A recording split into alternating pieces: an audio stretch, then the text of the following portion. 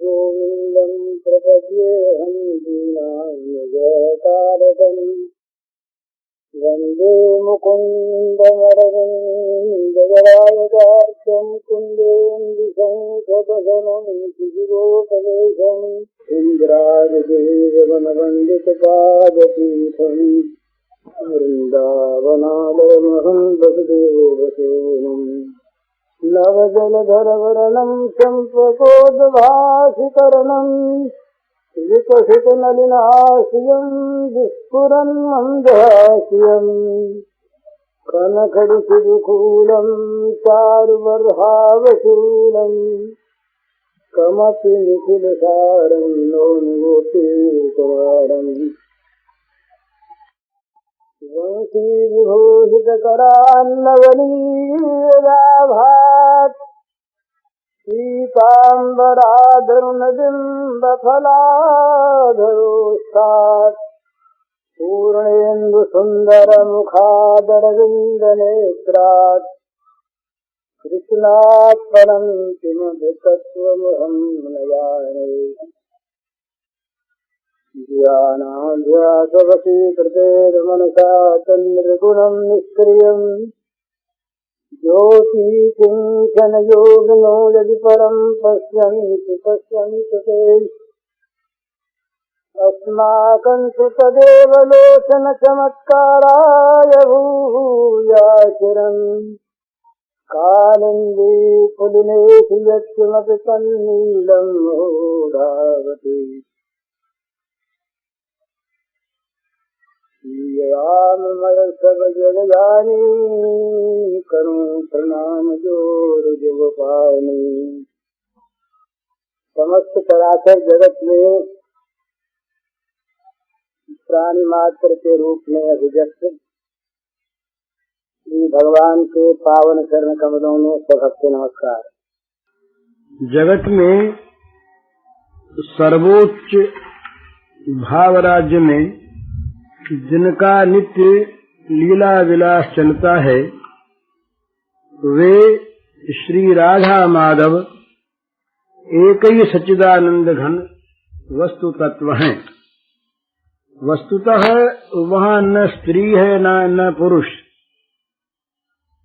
एक ही परम तत्व दो रूपों में नित्य विभक्त रहकर रसास्वादन रत रहता है। वही आस्वाद्य है, वही आस्वादक है, वही आस्वादन है, पर उनका लीला विलास नित्य निरंतर चलता रहता है और उसमें त्याग की परम उत्कृष्ट परिस्थिति, परम उत्कृष्ट स्थिति, परम उत्कृष्ट अवस्था रहती है, जहाँ पर प्रेम का अंकुर उदय होकर अत्यंत विशाल, महान विशाल वृक्ष बन जाता है और अनंत काल तक, अनादि काल से लेकर अनंत काल तक वो जगत में अपनी सुंदर सुरभि फैलाता रहता है। उन्हीं राधा माधव के अनेक लीला चरित्रों में से कुछ भाव आज यहाँ हम लोग देखते हैं। अनंत लीलाएं हैं, लीलाओं की कहीं सीमा नहीं। अनंत प्रेम सागर की अनंत असीम मधुरतम तरंगे हैं। उन तरंगों में से ही कुछ तरंगों का रसास्वादन हम लोग करना चाहते हैं। भगवान श्री श्याम सुंदर श्री राधा के प्रेम में अत्यंत विह्वल हैं, उनसे मिलना चाहते हैं। ये मिलन की उत्कंठा, मिलन का मनोरथ, ये परस्पर एक दूसरे को रसदान के लिए ही हुआ करता है। बड़ा सुंदर। श्याम सुंदर एक दिन विह्वल हो गए राधा को प्राप्त करने के लिए।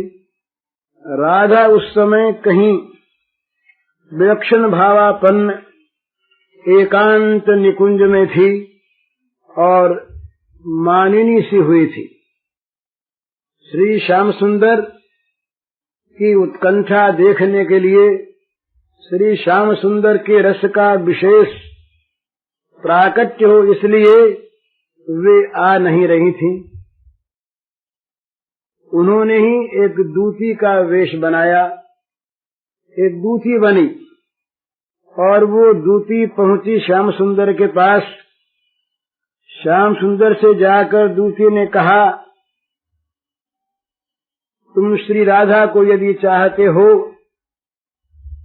तो राधा के आगे अनुनय विनय करना होगा। मैं राधा को जाकर कहो तो तुम्हारी ओर से समझाऊं, और वो यदि आ जाए तो तुम्हारे साथ उसका मिलन हो सकता है। श्री कृष्ण तो आतुर थे। उन्होंने जो ही दूती को देखा, कहा, दूती तुम्हारा बड़ा उपकार मेरे ऊपर, तुम अभी जाओ और मेरी जो स्थिति है, दशा है, उसका वाणी से तो वर्णन हो नहीं सकता, पर मैं बहुत ऊपर ऊपर की थोड़ी सी बात कहता हूँ। उन्हें जाकर तुम श्रीमती जी के चरणों में निवेदन कर देना और कहना, श्याम सुंदर तुम्हारे लिए अत्यंत विरह कातर हैं। यद्यपि वे अपने को तुम्हारे योग्य नहीं समझते, तुम जिस प्रकार की रूप गुणशीला सर्वगुण संपन्ना हो, तुम्हारे सामने श्री कृष्ण कुछ भी प्रभाव नहीं रखते, किसी प्रकार की भी उनकी योग्यता नहीं, परंतु तुम कृपा करो, वे तुम्हारे लिए अत्यंत रस लालायित हैं और उनको तुम मेरी ओर से ये सुनाना। तुम कुछ भी कहो भले कह कर सुख पाओ, तुम कुछ भी कहो भले कह कर सुख पावो, डांटो दुत्कारो पर निकुंज में आवो, डांटो दुत्कारो पर निकुंज में आवो। अब देखे बिना न मैं पल भर रह पाता, अब देखे बिना न मैं पल भर रह पाता, तुमसे क्या कहूँ न कुछ भी मुझे सुहाता, तुमसे क्या कहूँ न कुछ भी मुझे सुहाता। मुरली लकुटी प्रिय सखा वत्स गोमाता, मुरली लकुटी प्रिय सखा वत्स गोमाता, है नहीं किसी से मेरा मन हर खाता, है नहीं किसी से मेरा मन हर खाता। मैया का मिश्री माखन मुझे न भाता, मैया का मिश्री माखन मुझे न भाता, मन अधर सुधारस पान हेतु दिल खाता, मन अधर सुधारस पान हेतु दिल खाता।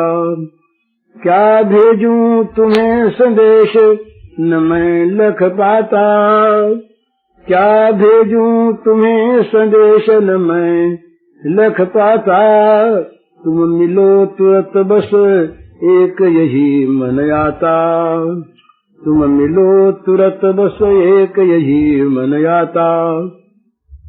है प्रेम नहीं मुझ में जो मन सरसाता, है प्रेम नहीं मुझ में जो मन सरसाता, दृग मधुप जुगल तव मुख पंकज मड़राता, दृग मधुप जुगल तव मुख पंकज मड़राता।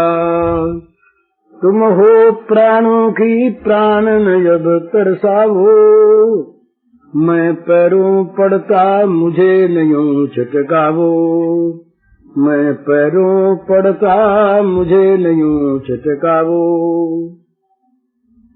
तुम जाके कहना दूती, श्री राधे तुम कुछ भी कहो, तुम जो कहो वो मुझे स्वीकार। तुम्हें सुख मिले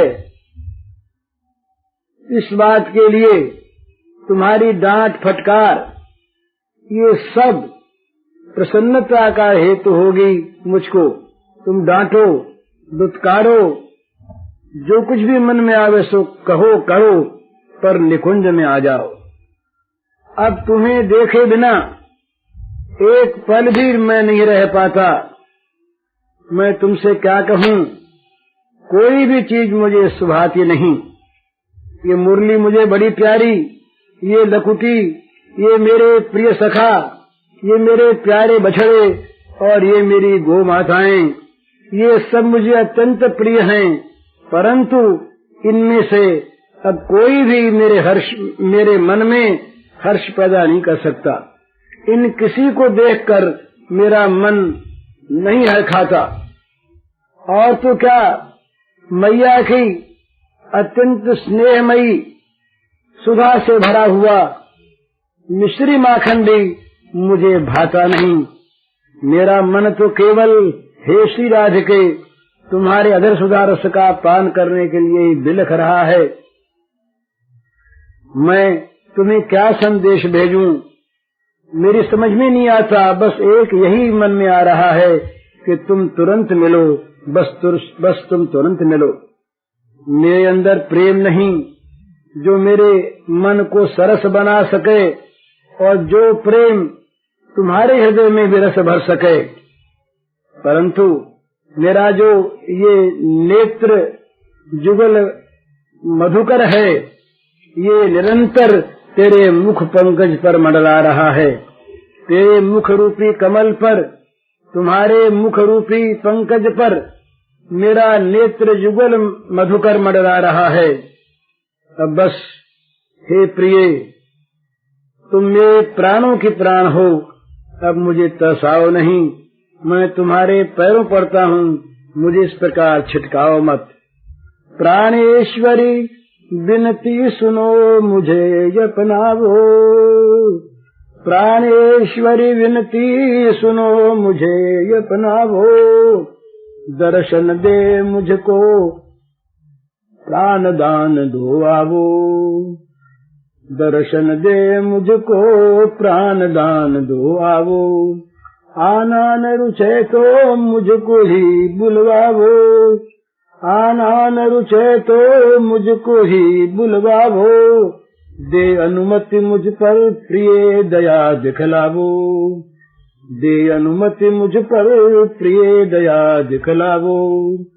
तुम अब भी यदि मुझ पर न दया लावोगी, तुम अब भी यदि मुझ पर न दया लावोगी, तो मुझे प्राण संकट में तुम पावोगी। तो मुझे प्राण संकट में तुम पावोगी। हे प्रिय, हे प्राणेश्वरी, तुम मेरी विनय सुनो, मुझे अपना लो। मुझे अपने दर्शन देकर प्राण दान दो, शीघ्र आओ। और प्रिय, यदि तुम्हें आना न रुचे, तुम आना न चाहो, तो मुझे ही बुलवा लो। निषेध न करो मेरे आने का, मुझे आने से रोको मत। आज्ञा दो, हे प्रिय, मुझ पर दया दिखलाओ। और याद रखो प्रिय, यदि अब भी तुम मुझ पर दया न करोगी, अब भी तुम मुझसे न मिलोगी, तो याद रखना मेरे प्राणों को तुम संकट में पाओगे।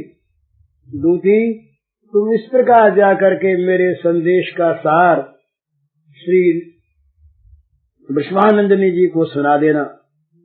दूती वहां से चली और मनी मन प्रसन्न होती हुई आ पहुंची श्री विश्वानंदिनी जी के पास, जिस एकांत निवृत्त निकुंज में मानिनी के रूप में श्री कृष्ण का स्मरण करती हुई उनके प्रति मिलनोत्सुका हुई, जो केवल मान का रस आस्वादन कर रही थी।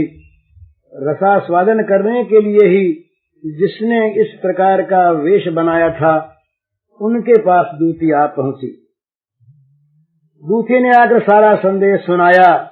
बस सुनते ही श्रीमती राधिका जी रो पड़ी और उनका शरीर मूर्छित होकर गिर पड़ा।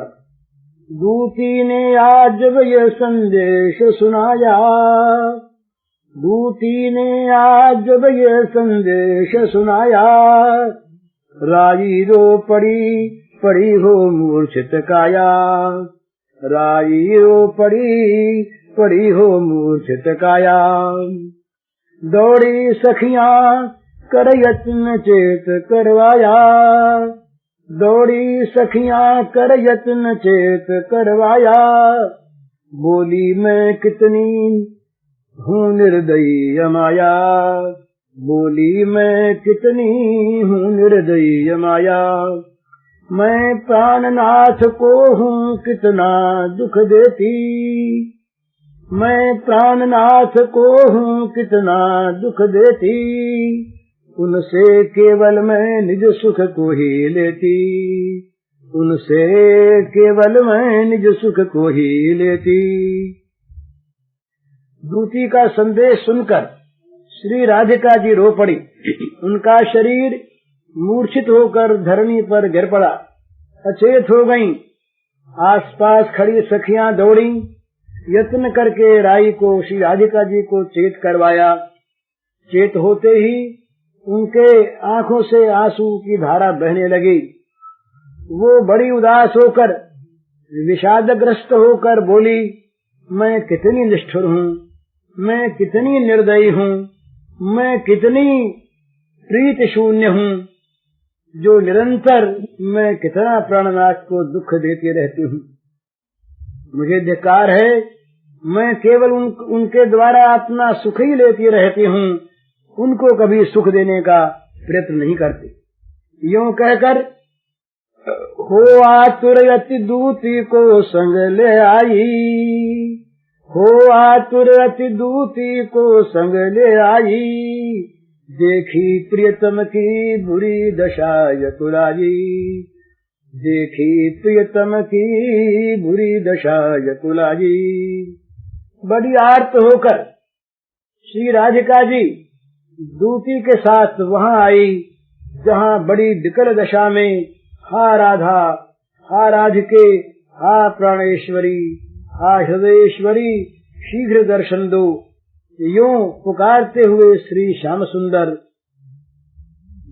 बड़ी बुरी दशा में वो लोटपोट हो रहे थे, धरती पर लोट रहे थे। अत्यंत आर्त होकर, आतुर होकर राधिका जी दूती के साथ वहां पहुंची और अपने प्राण प्रियतम की इस बुरी दशा को देखकर अत्यंत व्याकुल हो गई, अकुला गई और निज पट से पोंछे नेत्र मधुर मृदु हंस कर, निज पट से पोंछे नेत्र मधुर मृदु हंस कर, फिर प्राणनाथ से मिली बाहु में कसकर, फिर प्राणनाथ से मिली बाहु में कसकर। सब मिटी व्यथा मुख पर मुस्काहट छाई, सब मिटी व्यथा मुख पर मुस्काहट छाई, बरधर सुधारस पान गले लपटाई, कर अधर सुधारस पान गले लपटाई। सब हुए प्रफुल्लित अंग बही रस धारा, सब हुए प्रफुल्लित अंग बही रस धारा, सुख अंतहीन ने सारे दुख को मारा, सुख अंतहीन ने सारे दुख को मारा। श्री राधिका जी ने आंसू बहाते हुए श्री कृष्ण के प्राण प्रियतम के नेत्रों को अपने नील पट से पोंछा और बड़ा मधुर मृदु हंसकर प्राणनाथ का निहोरा करने लगी। फिर उन्हें भुजाओं में कसकर प्राणनाथ से मिली। उनकी सारी व्यथा तुरंत दूर हो गई, उनके मुख पर मुस्कुराहट आ गई और अधरसुधा रस का पान करके उन्होंने श्री राधिका जी को अपने गले से लिपटा लिया। बस सारे अंग जो मुरझा रहे थे, अलसा रहे थे, दुखी हो रहे थे, वे समस्त श्री श्याम सुंदर के अंग प्रफुल्लित हो गए। रस की धारा बह चली।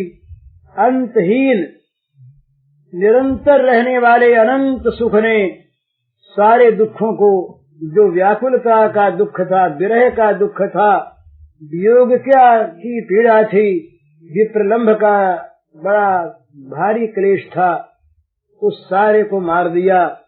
परम सुख रूप केली होने लगी। इस प्रकार राधा माधव का निरंतर विहार चलता रहता है। निरंतर उनकी रस माधुरी का अनंत अनंत सागर लहराता रहता है। वे कभी वियोग और कभी संयोग, कभी विप्रलंभ और कभी मिलन का रसास्वादन करते हैं। इसका कोई कारण नहीं, कोई हेतु नहीं, हेतु केवल उनकी लीला और प्रकारांतर से बाह्य जगत के जीवों को त्याग का परम आदर्श सिखाकर गंदे कामोपभोग की भूमिका से उठाकर परम त्यागमय दिव्य भगवत्ता की सत्ता वे भगवान की दिव्य माधुरी में ले जाकर उन्हें प्रेम का रसास्वादन कराना। एक दिन की बात,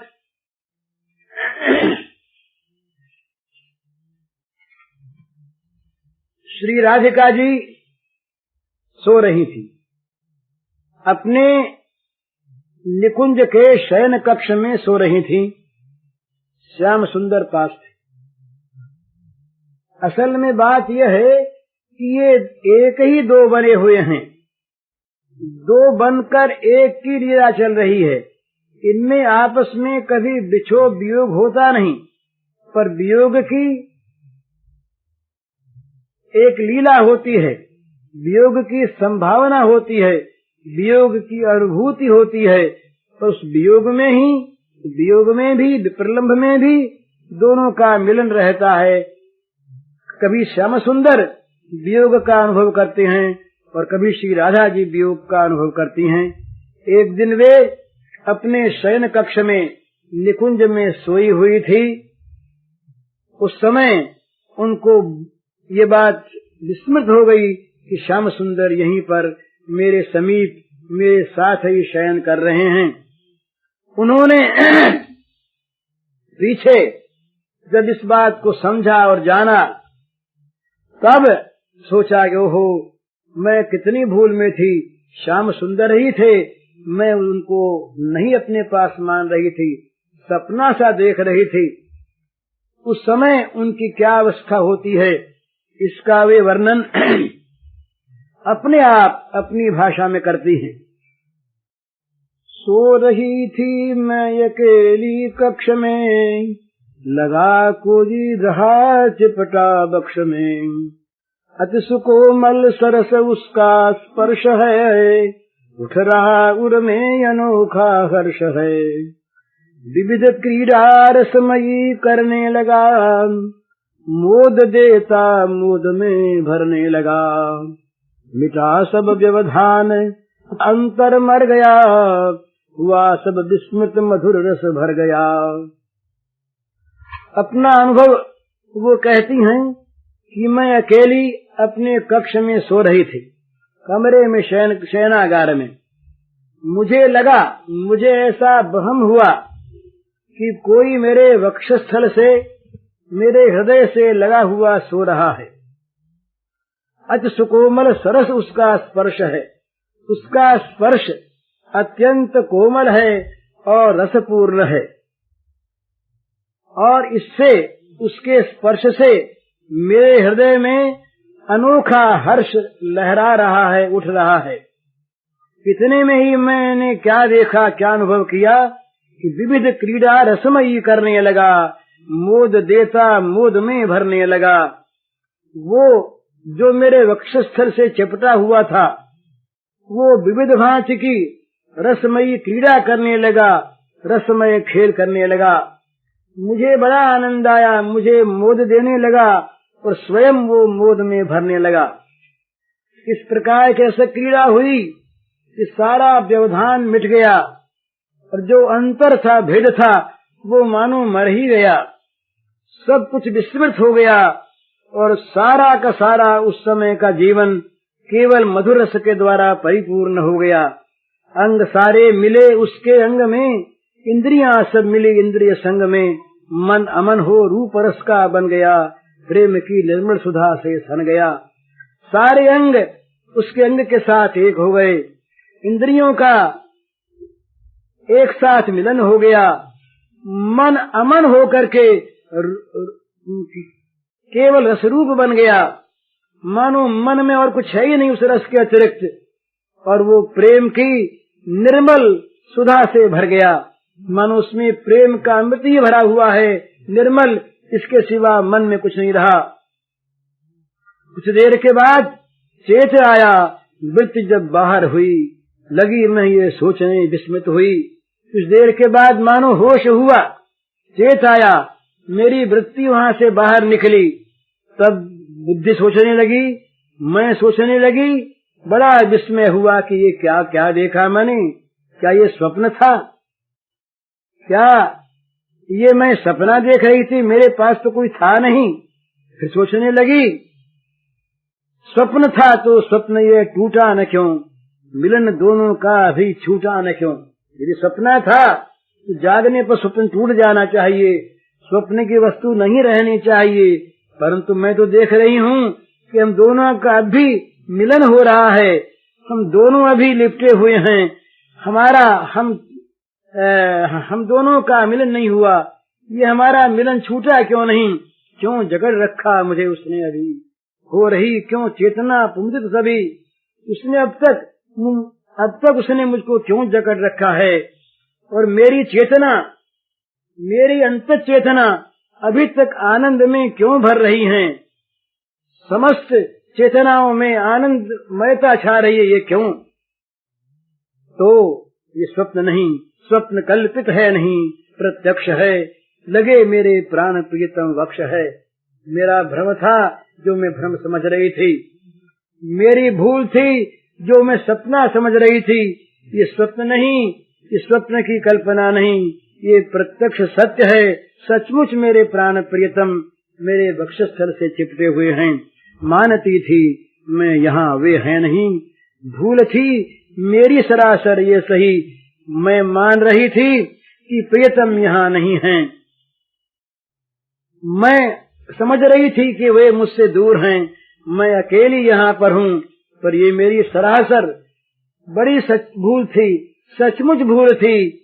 प्राण प्रिय रहते सदा मेरे यहीं, छोड़कर मुझको न जाते क्षण कहीं, मेरे प्राण प्रियतम मेरे परम प्रेमास्पद ये श्री श्याम सुंदर सदा यहीं रहते हैं, मुझको छोड़कर क्षण भर के लिए भी कहीं जाते नहीं।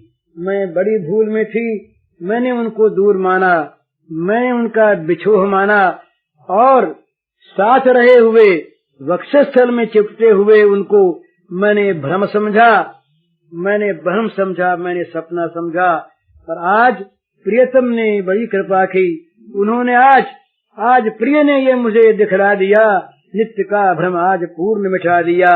आज उन प्रियतम ने मुझे साफ साफ प्रत्यक्ष दिखला दिया कि मैं तुम्हारे पास हूँ।